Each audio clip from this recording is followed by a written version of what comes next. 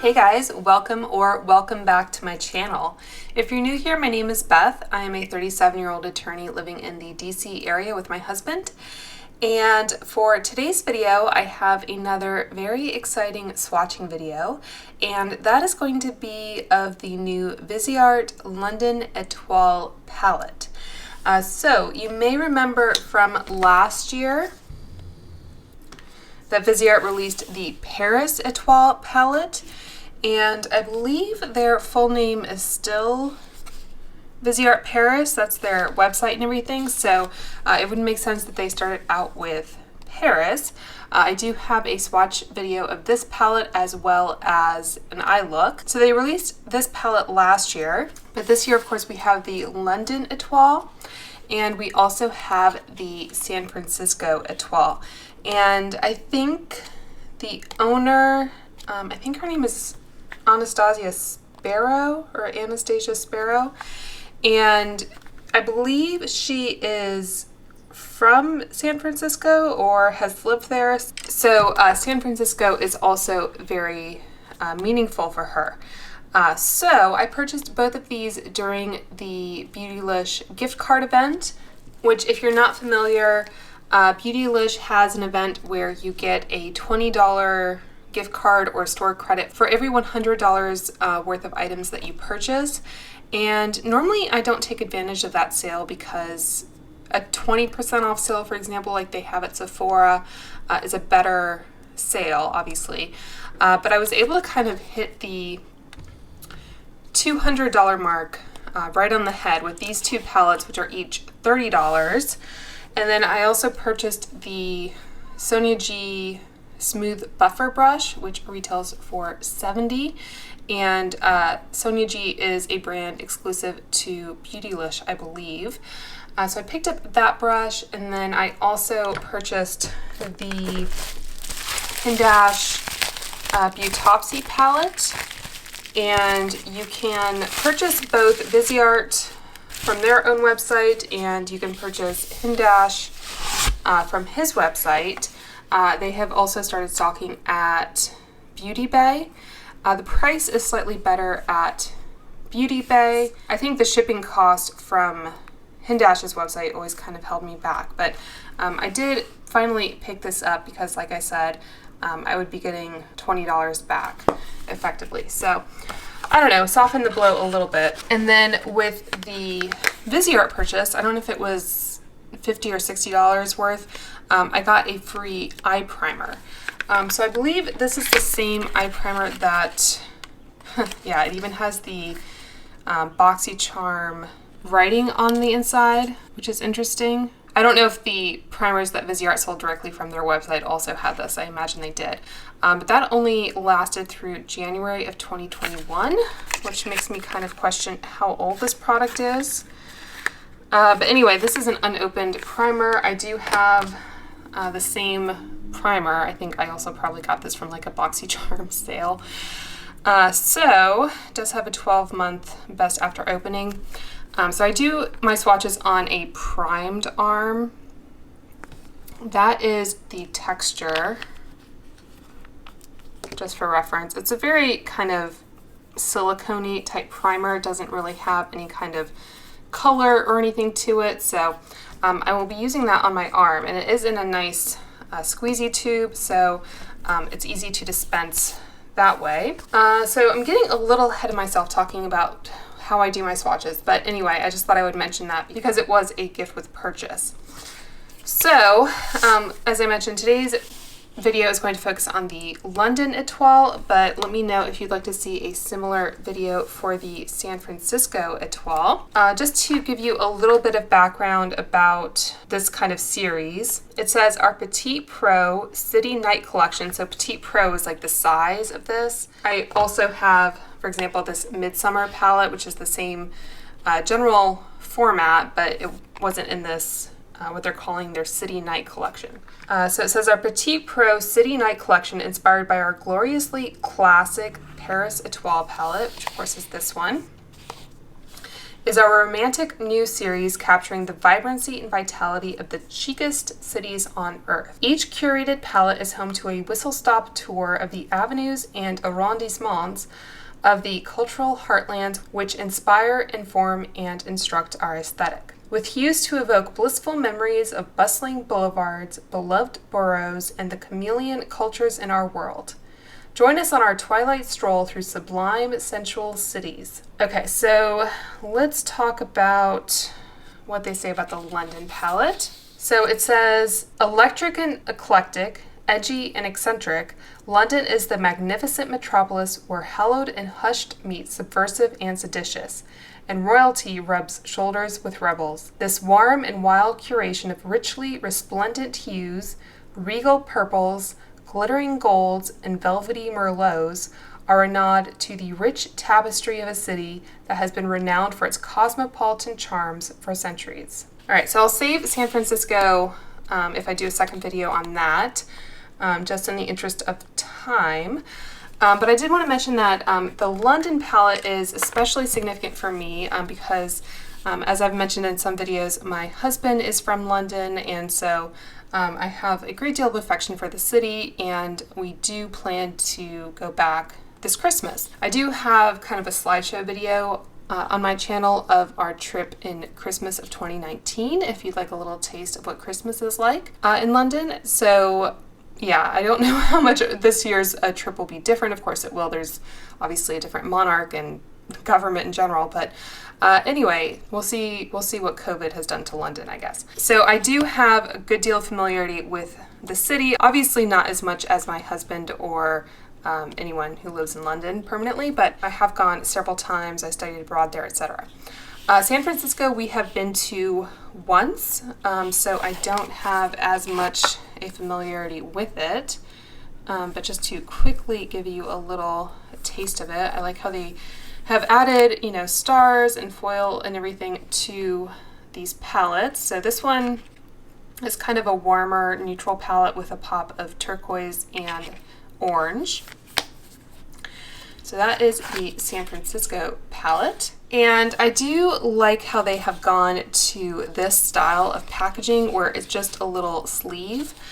So they did that with the Paris Étoile palette, so I held on to the outer packaging. What I've done with their previous palettes, like this Midsummer one where you just had your kind of standard unicarton, I actually cut out the back of the packaging so that I would have a record of what the shades are. Yeah, I'll come back to this in a little bit. But I do like how at least they had that kind of really fun Shakespearean font for Midsummer. The shade names here are kind of inspired by A Midsummer Night's Dream. And the great thing about these as well, when I'm talking about the packaging, so I can demo with this palette because I did effectively depot it. This was the Paris Étoile. I don't know if I showed you this kind of scene. So obviously this is the kind of skyline of Paris, and the stars and the moon on these are all kind of the same. I have to kind of tilt it so you can get the full effect. But yeah, this one, it looks like you have, I believe that's the London Eye, the Tower Bridge. I believe that's actually called the Elizabeth Tower after the late Queen Elizabeth. The bell itself is called Big Ben. And I do have kind of a mini collection of London themed palettes that I thought I might share with you at the end of this video. So I'll have timestamps down below, so if you'd like to jump ahead. But yeah, I just thought it'd be fun to kind of show you some other things I've picked up over the years. I also do have, it's kind of stored with my Christmas stuff, so I can't easily get it out, but I do have that Too Faced Christmas in London palette that I swatched last year as well. And just to quickly show you what the San Francisco palette looks like. Obviously, I would love it if they did a DC palette, but I don't know how well that would sell. Okay, so going back to, this is the Paris palette, and right now it is empty. I kept the little plastic protector, which is kind of nice because it's sturdy enough that it's not like those plastic sheets that just kind of tend to fly away. So if you want to try and keep shadow off the mirror, for example, you can hold on to those. But you can see this is empty at the moment, and there are little divots on the side, but otherwise there are just these little like magnetic wells. And one thing I've done, I've shown this in a few kind of Viseart collection videos. So they have these empty palettes that you can purchase, and there's a plastic flap, and what I do is I kind of depot the palettes in the same order that they are in the pan, and then I take a wet erase marker and write which palette it is on the top. So that can be removed, and I can take these out and rearrange them. So for example, here I have the, I guess, original 3 Petite Pros, and then this is the Paris Étoile. I had the Midsummer palette, which I already took out. And then these were both their, I think these were both, I think they're called the Petit Four palettes. Those 4 pan palettes, quads I guess, that have a slightly bigger pan shape. So this one was the Lilas one, and then I had Framboise down here, which I already took out. So initially I only had one of these, and I was kind of changing out the palettes I included based on the season. Like Paris Étoile, for example, is a very kind of cool-toned, deep winter palette, and then some others were like warmer, etc. But I've since purchased more of these, so then I kind of started kind of combining them by like the size, and just different things like that. Okay, so I'll just quickly show you, probably in a time-lapse fashion, me putting this little 8 pan back into the Paris Étoile.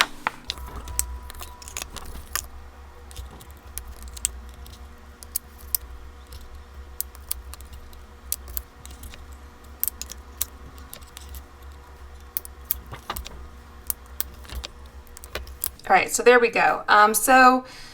Yeah, I like to use this kind of metal spatula because it helps me be a little bit more delicate with them. And even then, like you can see, I kind of barely nicked that shade putting it in. So it's not something I would probably want to do like every week, but it's certainly an option if you have a lot of these little palettes, which would be good to travel with on their own. But you can also kind of combine them for easier access. And these are just their little magnetic palettes. You pull on the ribbon and then they kind of fold open like so. Okay, so this is the London Étoile. So that is the color story, and there is a little cover on the mirror. The mirror, I would say, yeah, it's definitely usable for your eyes. You know, it's not something you probably want to try and do your whole face with at the same time. But anyway, I will quickly go over the shades and then we'll get to swatching. So it looks like for this one, there's 3, possibly 4 mattes. I'm not sure if that one has maybe a little bit of a like satin quality to it. And then there's 1, 2, 3, 4 to 5 kind of metallic shades. And my husband being from London, I did ask him to do some word association with these shades, so I'll share that with you. Let's see. Okay, we do have a shade description. So Carnaby, it says, is a light cream beige with a matte finish. Camden is a neutral deep gold with a metallic satin finish. Piccadilly is a medium neutral toned light latte brown with a matte finish. Brixton is a boysenberry purple with a matte finish, so that is a matte. Tottenham is a muted sage taupe with a metallic duochromatic shimmer finish. That one sounds nice. Dalston is a burgundy plum with a metallic satin finish. Portobello is a mid-tone fuchsia purple with a matte finish. And Shoreditch is a soft metallic plum with a shimmer finish.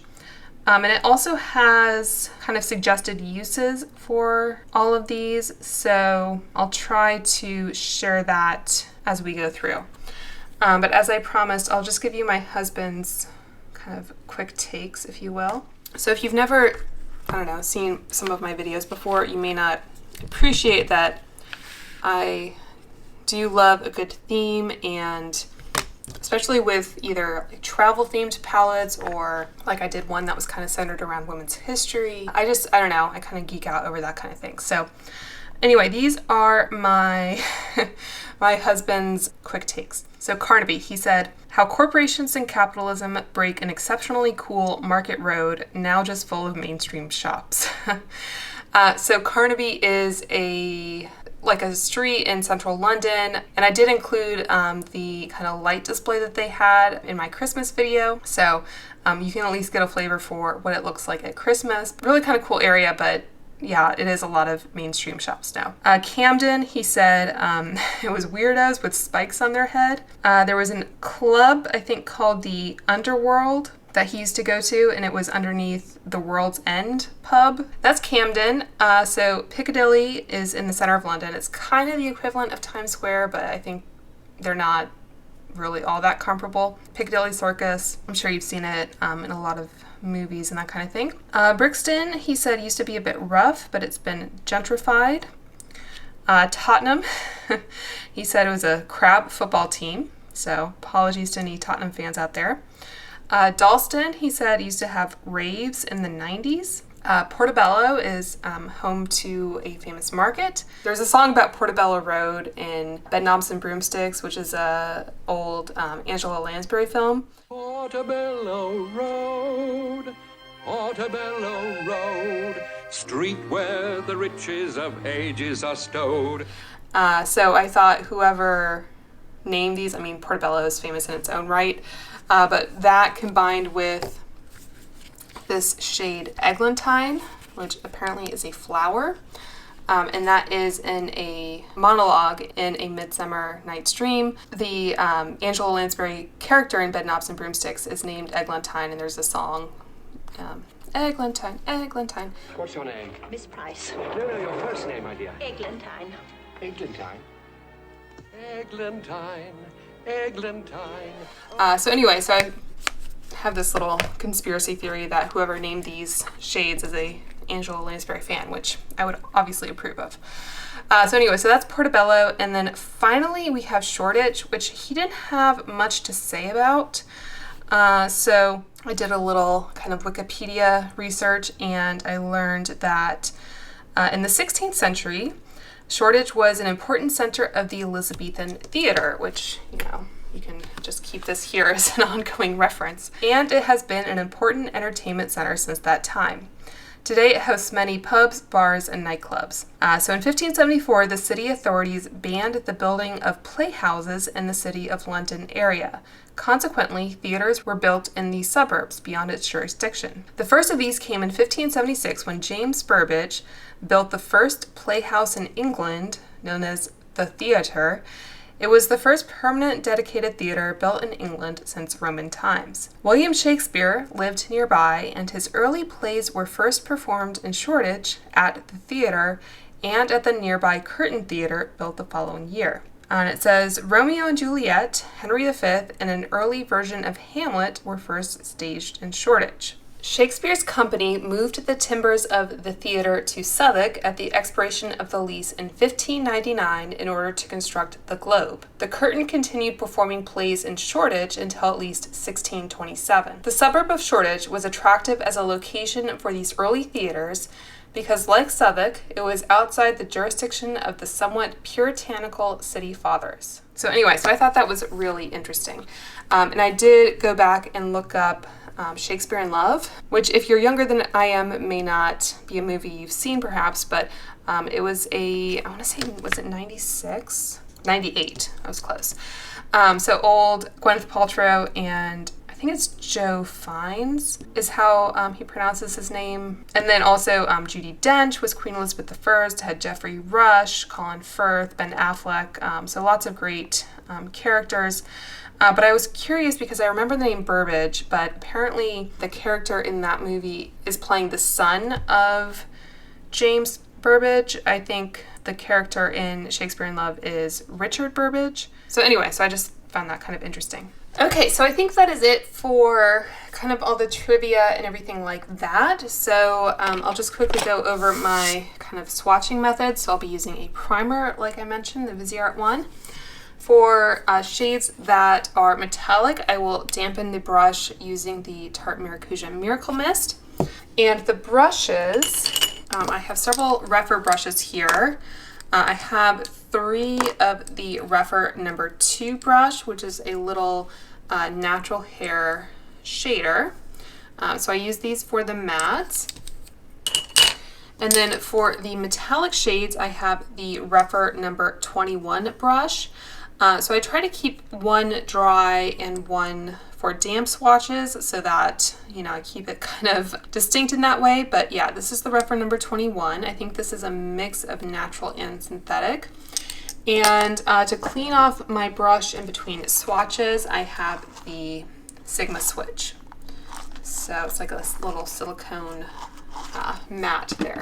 Okay, so now we know that we have 4 mattes and 4 shimmers. And I always appreciate when they start with the lightest matte first because it makes my brushes go a little bit farther. I think I'm just gonna do 2 rows of swatches. So after the first row, I will remove all the swatches and reapply primer. I think that is the kind of game plan here. I have to say, this is not the most attractive looking primer that I've ever used. Okay, so first up here we have Carnaby, which is a light cream beige with a matte finish. We have Camden, which is a neutral deep gold with a metallic satin finish. We have Piccadilly, which is a medium neutral toned light latte brown with a matte finish.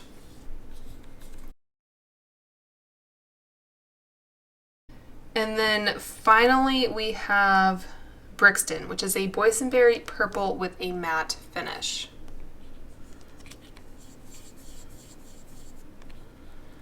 So that is the first row there.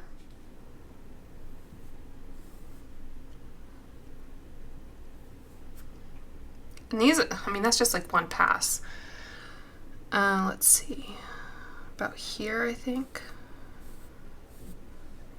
And then finally here. So purples are kind of notoriously difficult to formulate, but I think that's still a pretty good one for a matte, just based on the swatches. I never expect mattes to like swatch as well with a finger because I don't think they're really designed to be applied that way.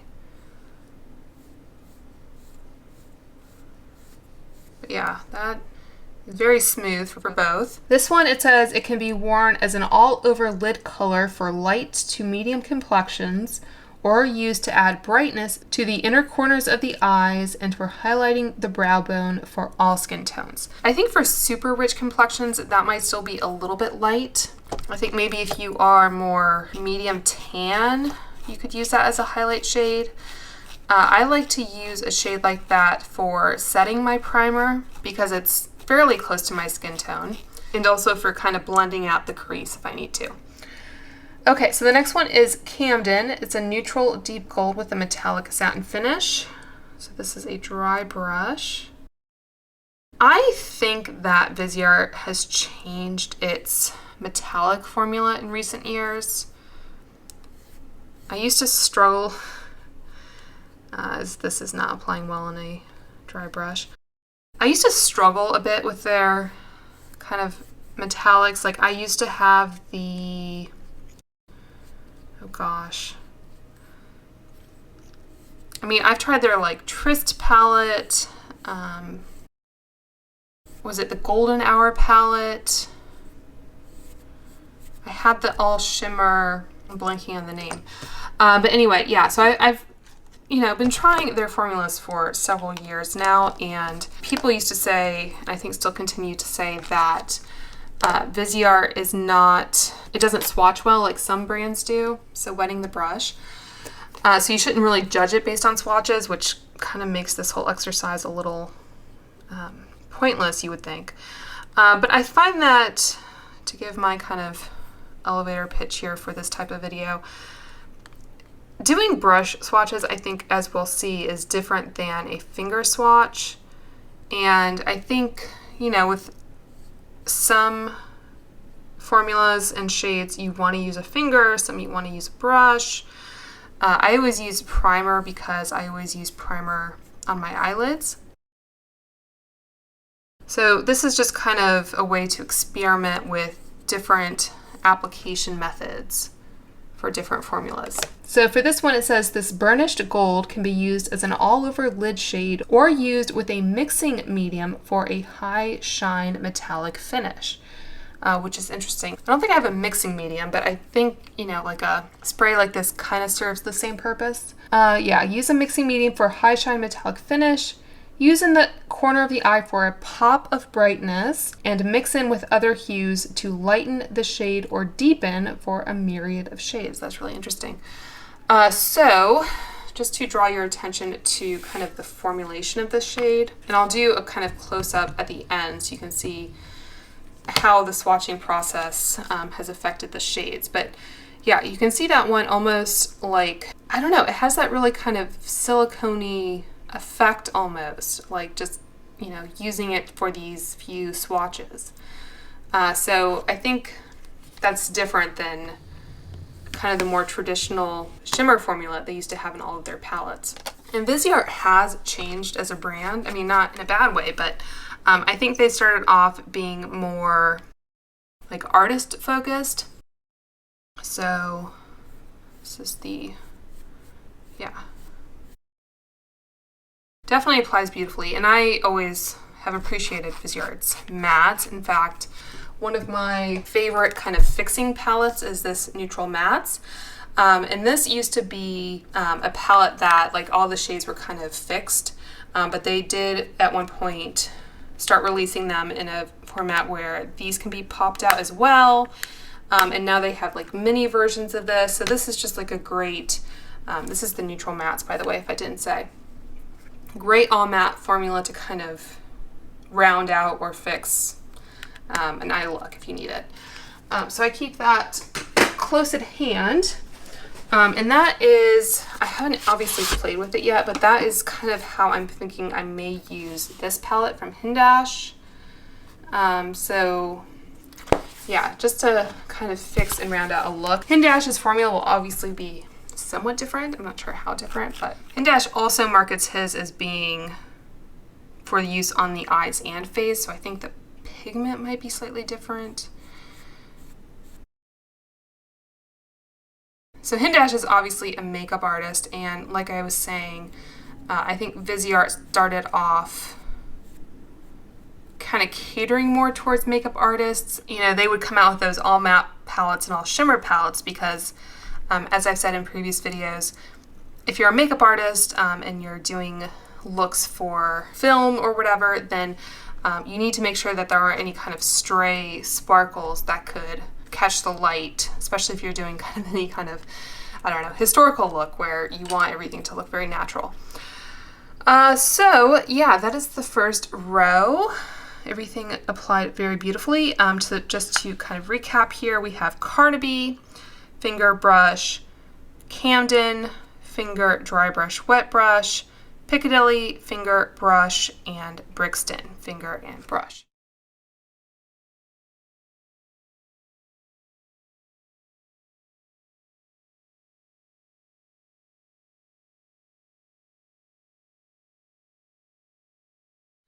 All right, so I am going to wash this off. I found that dish soap is the easiest and fastest way to do that. And then I will be back with a freshly primed arm. Oh, I don't know if I actually finished describing what these other ones can be used for. Okay, so we talked about Camden. So Piccadilly, it says, this versatile tone can be used as an all-over lid color on all complexions. Can also be used as a base tone for deep complexions or as a brow color for light and medium toned brows, which is great that they included that. It's not often that you get a lot of versatility with such a small palette, but obviously having kind of neutral, natural toned colors allows for that kind of flexibility. Mix in with the other matte hues to create new tones deeper to lighter. Mix with reflective hues to create depth and dimension. So it's interesting that they're really encouraging you to kind of play with the colors, and you know, you can kind of tailor the exact color you want by mixing and matching. So their formula kind of allows for that. For example, if you wanted a slightly lighter toned brown, you can mix some of this cream in.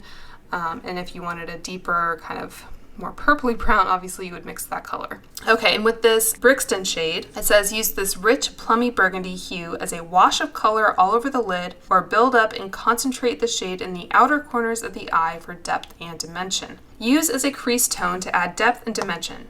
This hue can also be used as a liner with a damp brush, which is interesting. I'll go ahead and grab my little liner brush. The one I normally use is this little BK brush, but because that is so fine, I think using one that's slightly bigger will be a little bit more apparent.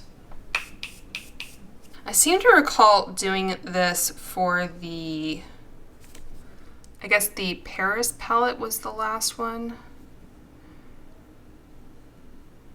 I'm not generally a big fan of using eyeshadow for liner, I just don't find that it stays as well. But, you know, it's definitely something you could try. And I think using a setting mist or a damp brush does help to prolong the longevity and make it a little bit bolder as well. All right, now to wash it off. So, like I said, freshly primed arm, and I'm pretty sure I've used this primer on the eyes as well. So it's not just good for finger swatches, it's good for its actual intended use. Okay, so let's talk about this next row. So we have Tottenham, which is a muted sage taupe with a metallic duochromatic shimmer finish. Maybe just the shimmer is duochromatic. I'm not seeing a lot of reflect there. Even trying the like mirror trick here is not really working. Okay, so that's Tottenham. Dalston, we have a burgundy plum with a metallic satin finish. Portobello is a mid-tone fuchsia purple with a matte finish. And finally, we have Shoreditch, which is a soft metallic plum with a shimmer finish. So that is the next row. They definitely went in for the purple with this palette.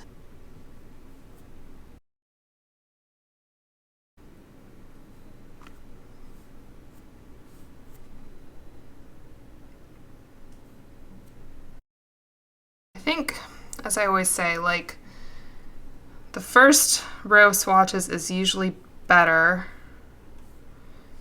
because having a damp arm, maybe a primer that's not fully set, does tend to like complicate things.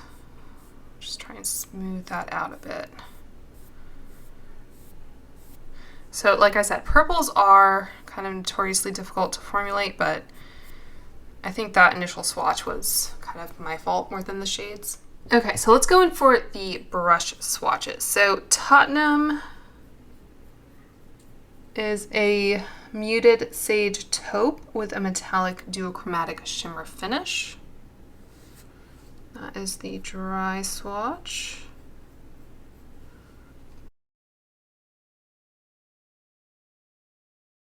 Getting a little bit of kind of kick up fallout with that one. All right, and I'll just kind of continue with the dry brush, I guess. So Dalston is the burgundy plum with a metallic satin finish. That one seemed to pick up a bit more.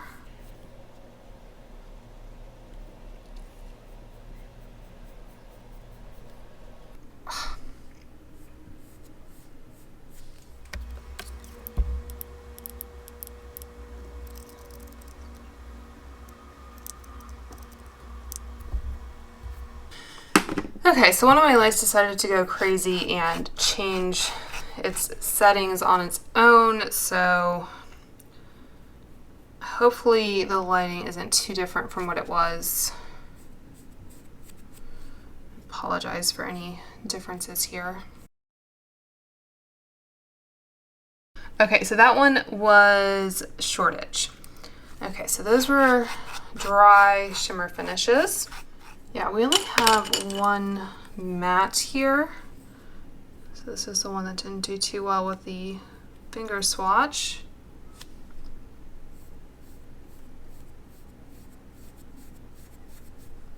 Yeah, so I think you'll be able to tell that I think that will apply and blend pretty well. So, okay, those are all the dry swatches. And going into Tottenham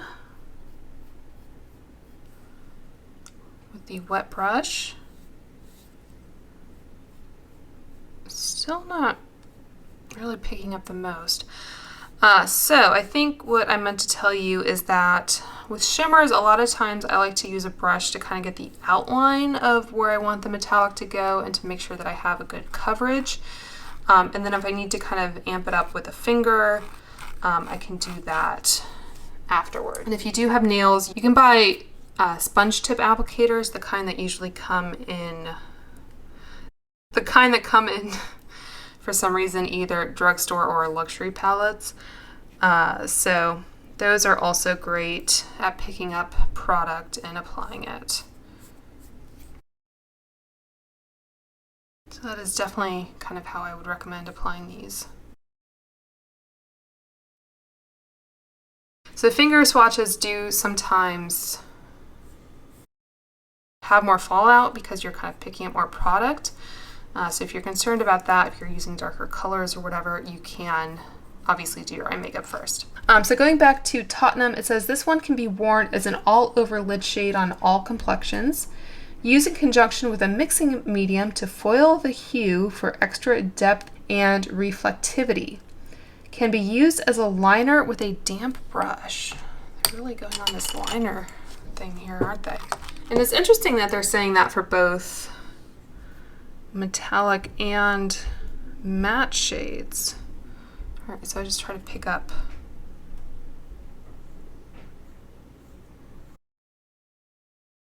I mean, really these are pigmented powders that you could use kind of in multiple different ways.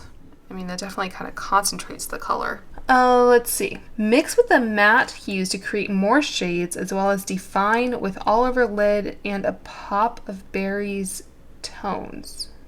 I'm guessing they mean berry tones. Okay, interesting. The next one, which is the Dalston shade here. They say use this mid-tone raspberry as an all-over lid color or layer over your favorite matte or shimmer shades for an extra pop. Can be foiled or worn as a liner. Yeah, it's interesting that they didn't specify that you can use it as a liner for that gold or even that brown. I mean, all of this is pretty kind of skin tone dependent. So I appreciate that they're kind of calling out, you know, different ways you can use these based on your skin tone. One person's face powder is another person's bronzer. Okay, so going on to Portobello, it says this bright fuchsia shade can be worn as an all-over lid shade or used as liner for a pop of colorful definition. That would be a really fun liner color, I think. It can be mixed into other tones to create different shades. So yeah, so as I said, they are really kind of encouraging you to mix and create your kind of own unique shade here. So that is that fuchsia.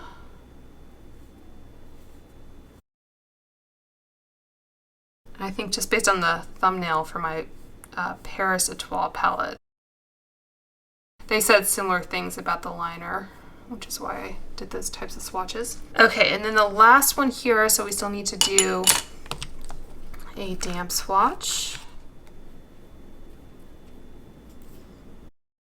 This shade seems to kind of play a little bit better than some of the others, maybe because it's, I guess, more on the brown side. And there's, I don't know, less shimmer. I think any of those application methods gives you kind of a similar result. This one says, use this muted plum tone as an all-over lid color or layer over your favorite matte or shimmer shades for an extra pop. Can be foiled or worn as a liner.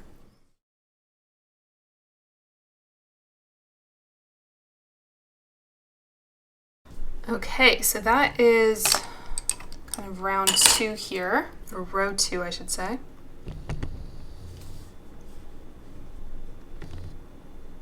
So this again is Tottenham. So we have finger, dry brush, wet liner. Dalston, we have finger, dry brush, wet brush, liner, wet liner, Portobello, finger, dry brush, wet brush for liner, and then finally Shoreditch, we have finger, dry brush, and then wet brush for liner. So try to give you the full effect there. Yeah, and again, I think this little bit here was just me applying after I hadn't waited long enough for the primer to set and my arm to dry. And that is what the palette looks like. Not too bad. You know, not the worst. It's not like the Anastasia Nouveau palette that just seemed completely wrecked after I swatched it. In fact, I do have the new, what is it, Rose Metals palette. Yeah. If you'd be interested in a similar swatching video of that palette. I just wanted to kind of compare how kind of some different formulas behave, I guess I should say. So I don't know if you'll really be able to tell the difference in texture, how soft some of these are. This Hope shade kind of came kind of already messed up, but yeah, just for a comparison. So I think that is it for this little London palette. So now that I've been filming for over an hour, so before I show you my kind of collection of other London themed palettes, I'll just kind of give you my 2 cents so that you don't have to wait till the end.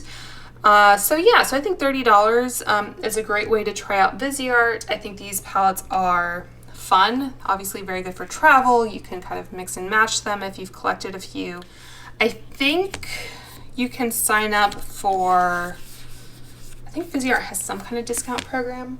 So that will get you a little bit of money off, and they do have decent sales. I think I have like my Black Friday haul from last year. I picked up some of their new palettes at the time. So that may be something to look into, like sign up for their email list or whatever, and you can pick it up that way.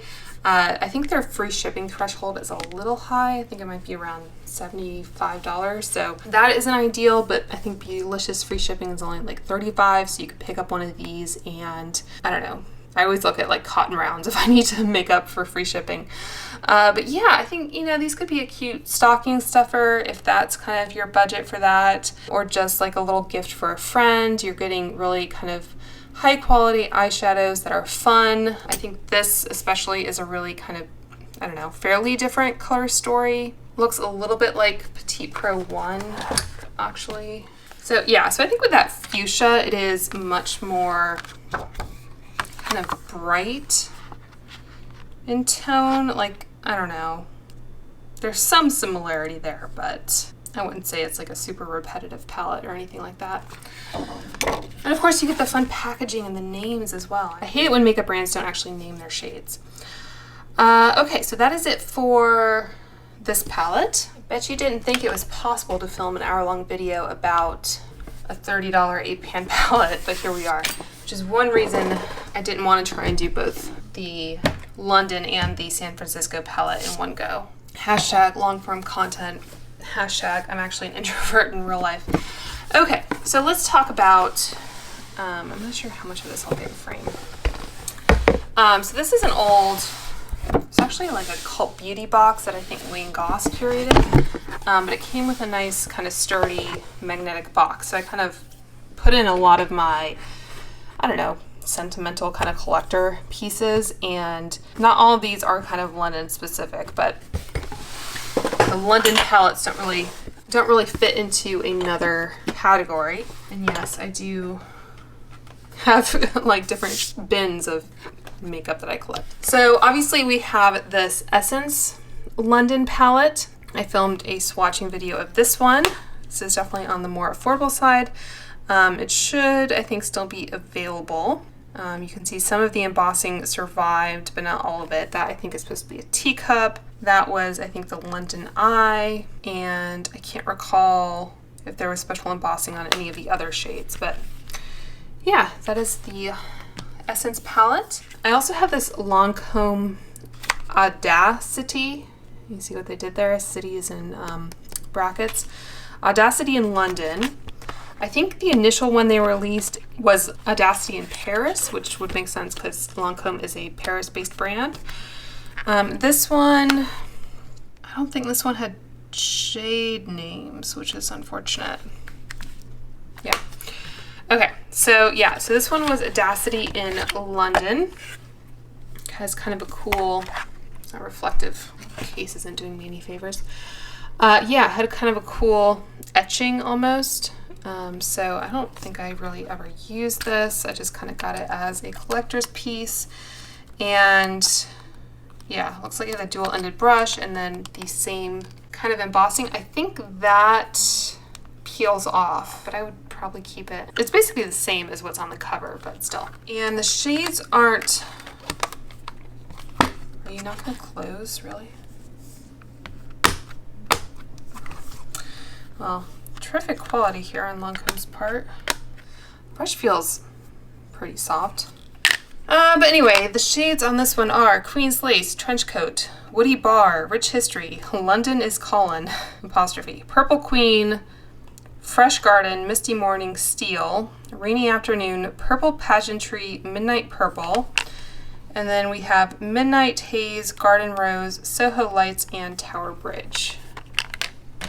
So, not a fan of that class, but there we go. So I have this Bobbi Brown London palette, which, again, I don't know if she named these.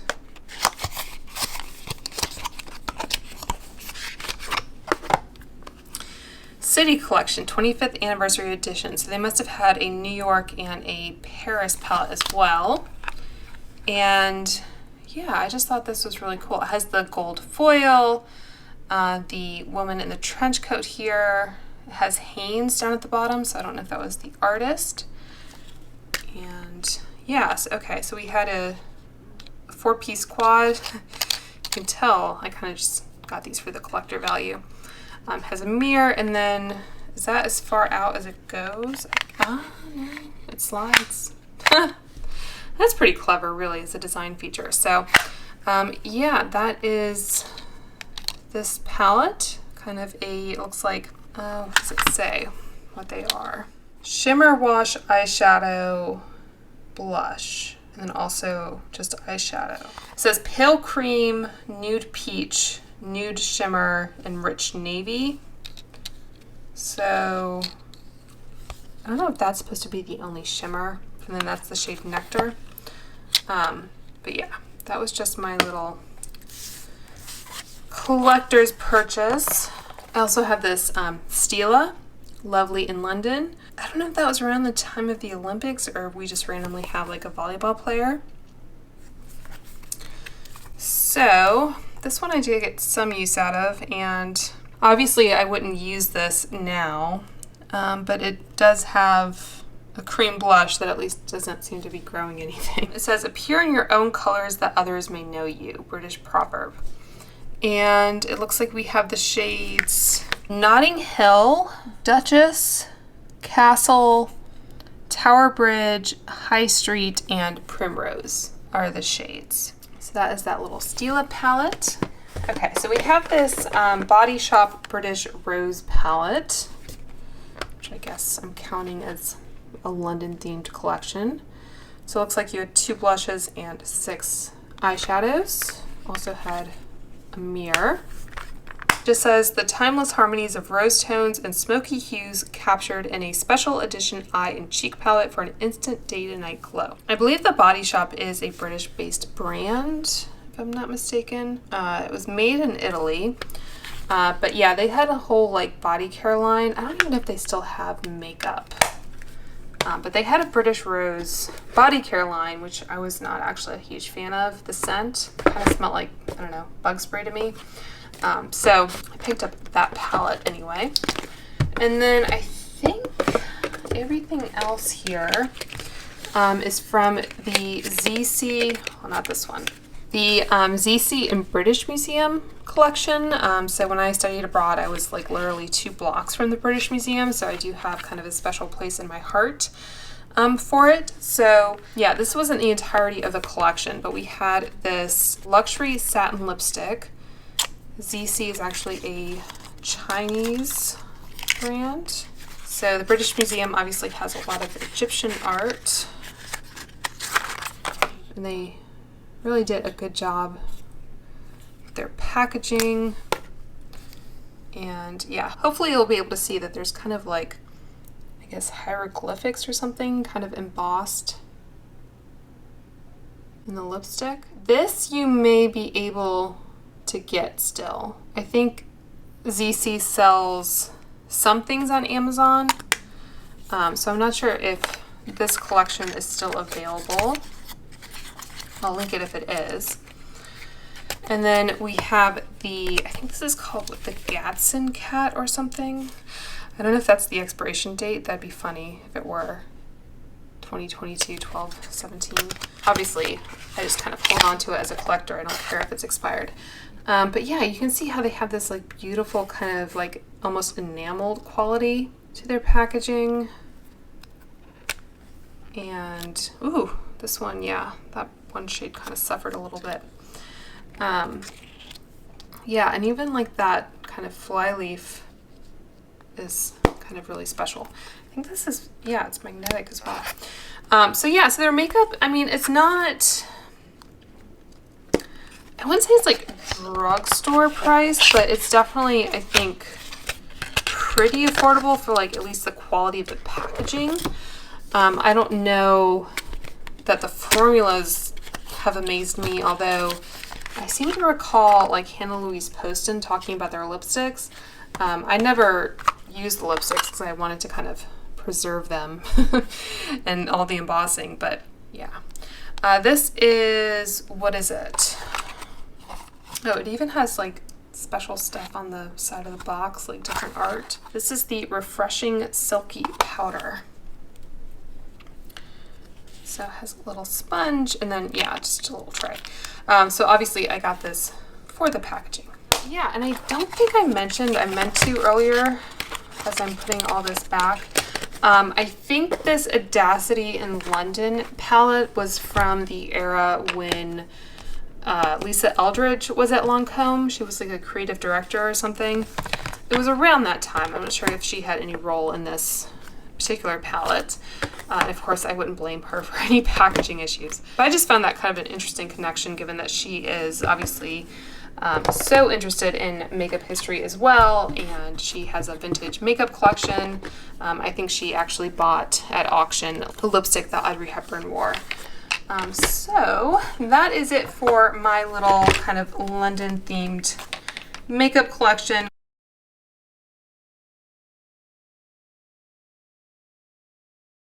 Obviously, I haven't included brands that are just made in London or have London in the name, but I kind of focus on the theme of the palette. So this one I can add to that collection. You know, I will probably at least play around with this on the eyes. I'm not sure if it will become like my new favorite palette or anything, although I think it's excellent quality. I just don't know if these colors specifically will kind of draw me in.